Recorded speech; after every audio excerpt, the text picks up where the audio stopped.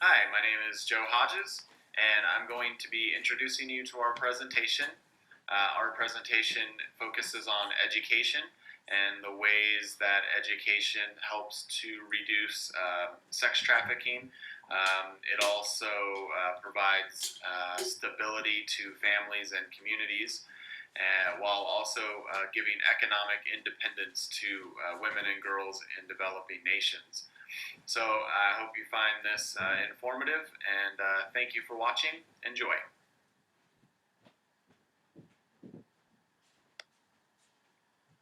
Our global society faces many maladies, like war, famine, violence, and disease, none of which are isolated to our generation. In fact, these problems have existed for centuries and seem to have affected every nation on every continent at some point in history. Today, however, these issues seem to be highly concentrated among the poorer developing nations. In developed industrial countries like the United States and Great Britain, there are many humanitarian programs and offices working extremely hard to help bring about change, providing aid and relief to disenfranchised groups. It is becoming increasingly clear through studies and through first-hand accounts from aid workers that those most in need are women and girls. According to authors Nicholas Kristof and Cheryl Wu Dunn in their book Half the Sky, Turning Oppression into Opportunity for Women Worldwide, quote, more and more, the most influential scholars of development and public health are calling for much greater attention to women, end quote. A large part of this attention has been directed to the issue of sex trafficking. Young girls being sold into slavery, forced into prostitution and drug abuse, all the while being made to endure prolonged violence and emotional trauma. So, this leaves us with the question, which solution is best?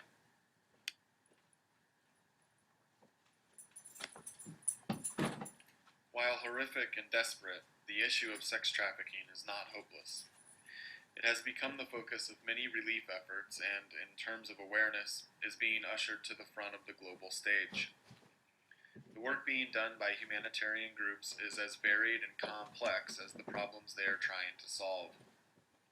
Some solutions are monetary contributions, free or affordable health care, even websites that allow the average citizen to make small business loans for entrepreneurs.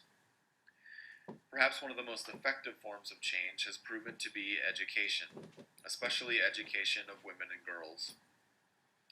A recent article by two sociologists found that, quote, numerous empirical studies in sociology have indicated that educational expansion tends to offer absolute benefits for inequalities associated with gender, end quote. Educating women and girls is proving to be an effective means of reducing and preventing sex slavery, while also bringing stability to families and communities and providing more economic opportunities for this marginalized group in the developing world. Although education is shown to be highly effective in these areas, it is not the absolute problem-free solution we may wish for. However, by examining the role education plays in these societies, we can begin to develop more sustainable, long-term programs to bring positive and lasting changes to those who need it most. Hi, my name is Megan Green, and I will be narrating the next several slides, which will focus on how education can be beneficial for girls to stay away from risky situations such as sex trafficking. I will first show you some statistics about just how many girls are out of school. Then I will discuss some possible causes as to why girls are not getting their education. Then I will discuss the importance of education in a young girl's development. Lastly, I will discuss the benefits of giving girls their education.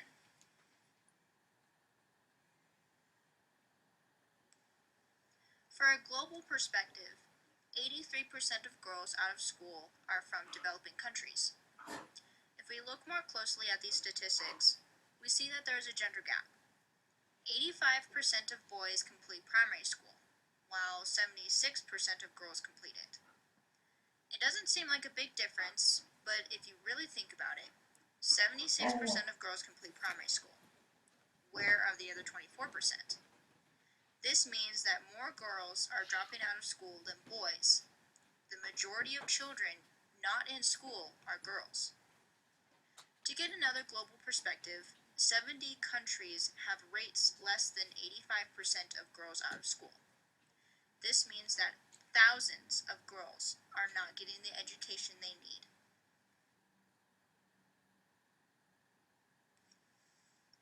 One cause of not educating girls is poverty. For most families, it is financially difficult to put children, especially girls, through school. Instead of putting their children through school, parents have them stay home and help make money for the family. Another cause is the cultural belief systems that are placed on children. This ties into the gender gap I discussed in the last slide. In developing cultures, it is more beneficial to put boys rather than girls through school because the boys would learn the skills they need to eventually provide for their family. Girls are usually seen as inferior to boys because there is the belief that they can't be educated. So girls don't have that much say in whether or not they want education. They're usually taken out of school at a young age to stay home, take care of the household, and learn the skills they need to be good wives.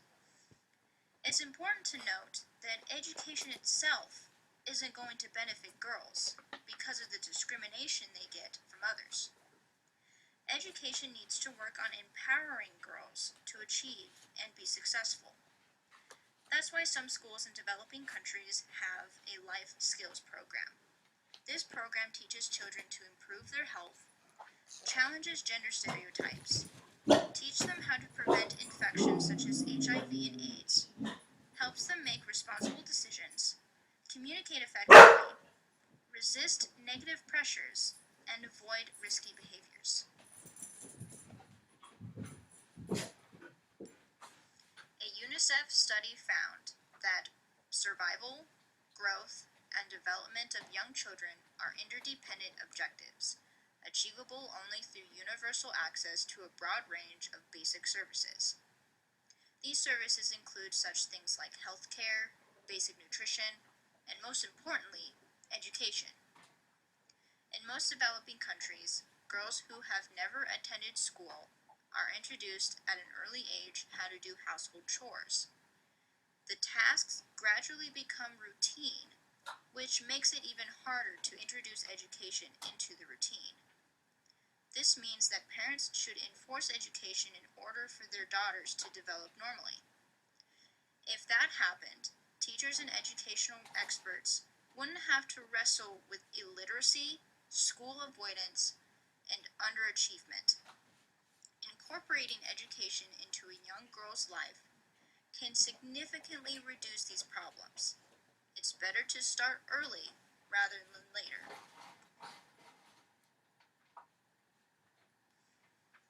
There are many benefits for girls if they get the education they need. Education allows girls to know their rights, increases their confidence, and helps them develop independence to stand up for themselves and their family. Also, the more educated and skilled young girls are, the more likely they are to protect themselves from an infection such as HIV and AIDS, and those who are in school spend less time in risky situations. This is important because girls have a greater need than boys for the protection that education can provide. Lastly, because these girls are educated, it makes them less desirable to sex traffickers and makes it harder for them to control. Education gives girls the tools they need to stay away from situations like sex trafficking and gives them the power to choose who and when to marry. My name is Brenda Sinclair, and I'll be narrating the next several slides, which focus on how education can change the lives of girls and women in third world countries. I will also demonstrate how, once educated, not only the lives of the girls and women in those countries will change, but the lives of their families and those in their village will improve as well.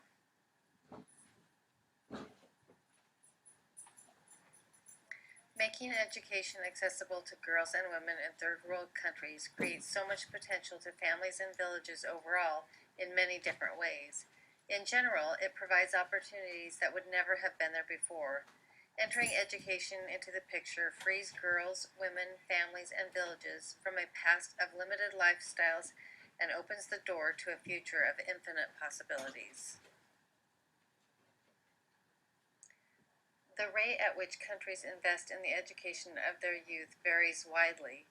The United States will spend approximately $6,800 each year on primary students. Iran will spend approximately $150. India $64, Laos $30, and Rwanda $19. The return on investment, however, is quite profound. Education provides a unique opportunity for girls in third world countries. They are allowed to socialize and have access to build their knowledge base and learn skills that will change their lives and the lives of those around them forever. The self-esteem and autonomy that comes with education are necessary components for better self-care, which leads to more productive and fulfilling lives.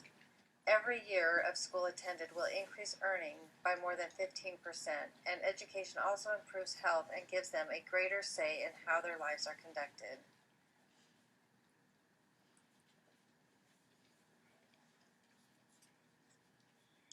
The ripple effect that comes from leading more satisfying lives is apparent as these girls will reinvest their earnings in their homes and villages. Girls and women will put 90% of their income back into their families, while males will only reinvest 30 to 40%. Girls and women that are educated are able to make more sound decisions for their families. For instance, South Asian and Sub-Saharan African children whose mothers have received secondary schooling are twice as likely to be immunized against major diseases as those whose mothers had not been to school. They also are able to provide much better nutrition to their own children and families, which has long-term positive effects.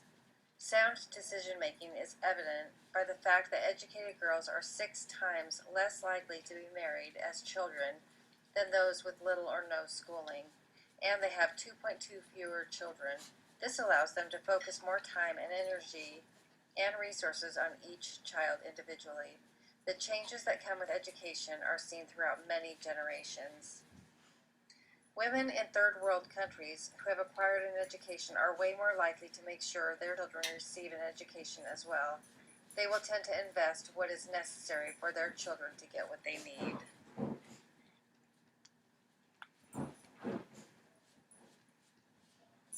Education includes much more than academic studies. Sakina Yakubi is an Afghan Muslim who runs the Afghan Institute of Learning. Her education system consists of mobile health clinics, free condoms, financial empowerment, among other elements. Sakina says that if women are educated, they will no longer be tortured or abused. They will be able to stand up for themselves and their children. She says education is the key issue for overcoming poverty, for overcoming war. The cultural and economic roadblocks of educating women and children can be overcome. As I said earlier, the return on investment is so profound.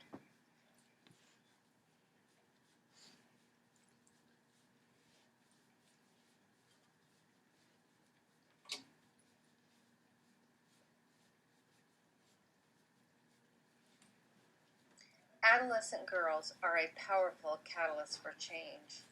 They hold a considerable yet untapped potential for accelerated national growth. By making education available, these girls and women would have the opportunity to gain knowledge, build skills, and develop self-esteem and self-worth, which would allow them to make better and healthier decisions for themselves and their families. They would become employable and bring income into their villages. They would also become resources and mentors for others in their community.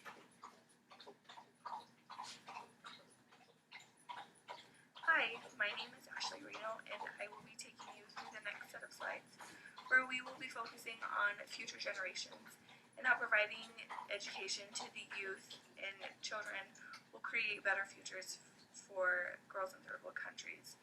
We will be taking a look at how providing an education keeps girls out of the streets and puts them in a classroom where they are less likely to be trafficked, It also frees them of the negative stereotypes that come with being uneducated or undereducated, and it also creates better jobs and a better outlook for their future.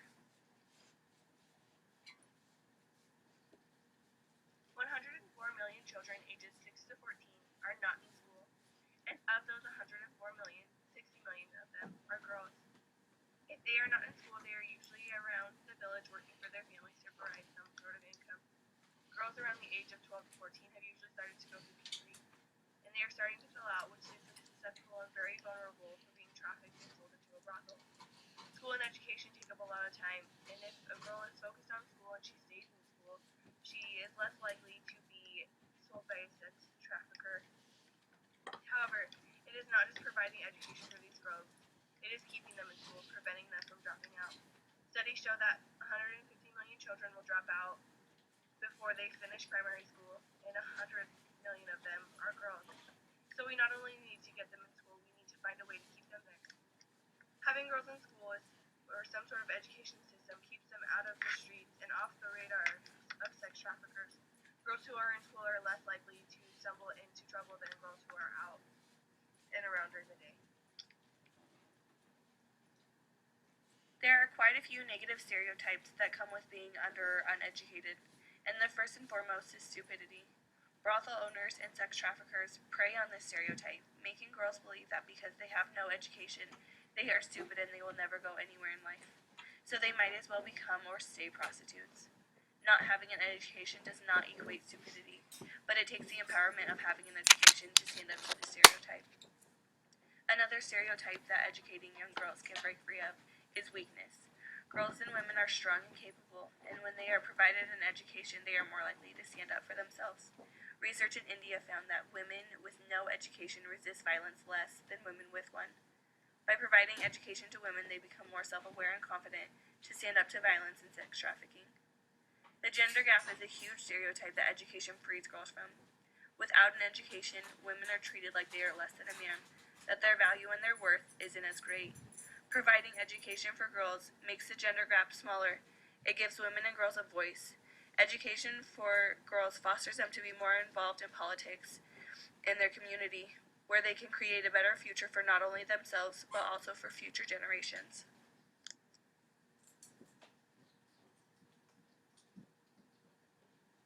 Education creates a world of opportunities when it is provided. Starting that education during childhood can give a girl a sense of purpose. In the United States, it is common practice to ask our children, "What do you want to be when you grow up?" And then we provide them with the tools that they need to go after those dreams. If we can make this a common practice in developing countries, then their futures get infinitely brighter, and their choices and opportunities increase tenfold. In the book Half the Sky, they talked about the opportunities that were provided for the girls who were rescued from brothels. One girl was provided the opportunity to start a small grocery store. Another girl was put through hair school and became a hairdresser. It is opportunities like these that need to be provided to girls at a young age and before they need to be rescued from prostitution. If we can provide girls with education and opportunities for a good job with a good income, they are less susceptible to fall for sex trafficking schemes. If we are able to get them into some type of profession, that profession can be passed down to their children, and they can further their community and create brighter futures for all.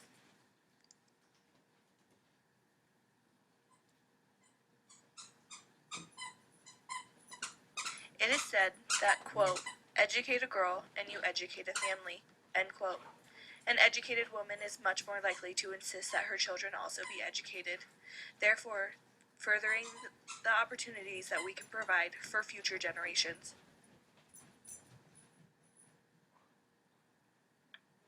It seems that the answer to our initial question, which is the best solution, may not be very simple. Education is certainly a dynamic, multifaceted tool, and it can be applied in almost every situation, even where other solutions might fail. Education is proven to reduce the number of women and girls entering sex slavery. It has also strengthened families and communities by allowing women to focus their energy on improving their own lives and the lives of their family members. Finally, education is also a key factor in allowing women to build up their economic independence, which has a long-lasting positive impact on future generations. However, education does have its limitations. It is not the miracle cure-all which can solve all the world's problems. In fact, in some instances, the institutions of education have been the focal point for gender inequality and violence against women. In a 2009 study of male teachers in South Africa, it was noted that, quote, male teachers are often responsible for shaping and reproducing the very gender inequalities that contribute to sustaining a culture of violence, end quote. This is not to suggest that educating girls is inherently flawed, but much of the success depends on cultural, geographical, and societal factors that are not easily changed. However, cultural barriers notwithstanding, educating women and girls in developing nations is economically feasible, highly effective, and has demonstrated a longevity which many other forms of aid have not. In a comprehensive analysis of the effects education has on developing countries, it was found to have these benefits: lower crude birth rates, longer life expectancies, lower death rates of all sorts, improved basic needs provision, and more rapid rates of economic growth. Despite having some limitations, education is perhaps the most beneficial solution to problems facing our world today, especially the problem of sex slavery.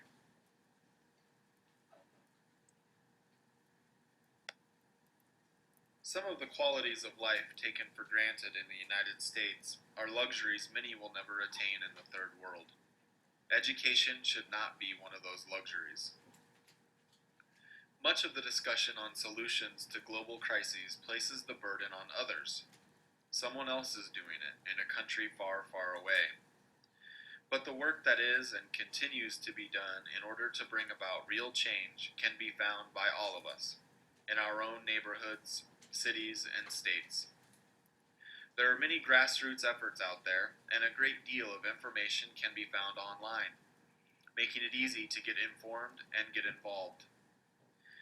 The more that we start to take ownership of the global community, both in its abundance and well-being, as well as its deficiencies and illnesses, the better off we will be as a society.